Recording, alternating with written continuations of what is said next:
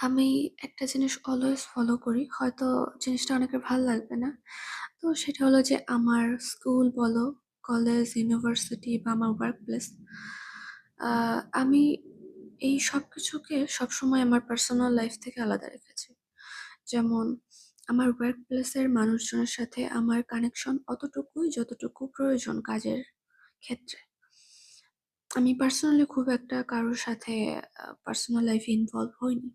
হ্যাঁ, কারণ আমি একটা জায়গায় কাজ করছি। সেখানে আমি কতদিন কাজ করব তার কোনো গ্যারান্টি নেই। আর আজকে একটা মানুষ আমার সাথে হ্যাঁ, খুবই ভালো বিহেভ করছে। তাকে আমি আমার Facebook এ অ্যাক্সেস দিয়ে দিলাম। Facebook এ এড করে ফেললাম। ফ্যামিলিতে এড করে ফেললাম। অ্যান্ড দেন তারপর গিয়ে আমার কোনো কারণে মানে কোনো ঝামেলা হলো। তারপর একটা জগায় খিচুড়ি মার্কা ব্যাপার হয়ে যায়। তো কি দরকার? যাদের সাথে কাজের ভিত্তিতে পরিচয় তাদেরকে আমার কাজ পর্যন্তই রাখি, অফিস পর্যন্ত সীমাবদ্ধ রাখি।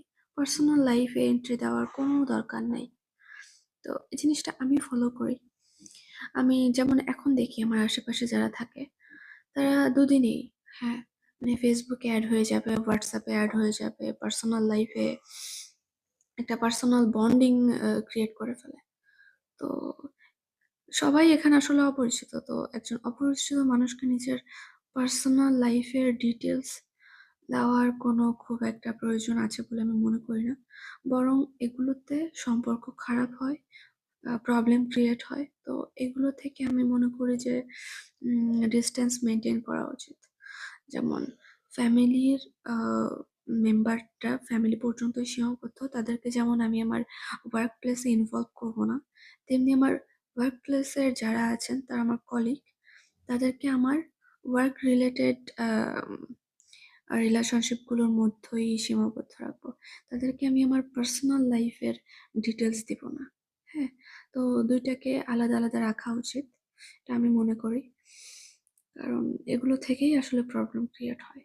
তো যারা আসলে খুব দুদিনেই আ নিজের পার্সোনাল লাইফের সবকিছু ও তে আ অফিসের মানুষদেরকে ইনভলভ করে ফেলে বা ফ্রেন্ড সার্কেলকে ইনভলভ করে ফেলে।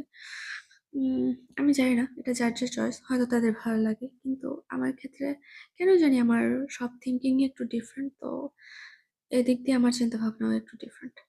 আমার পার্সোনাল লাইফ খুবই আ প্রাইভেট রাখতেই আমার ভালো লাগে।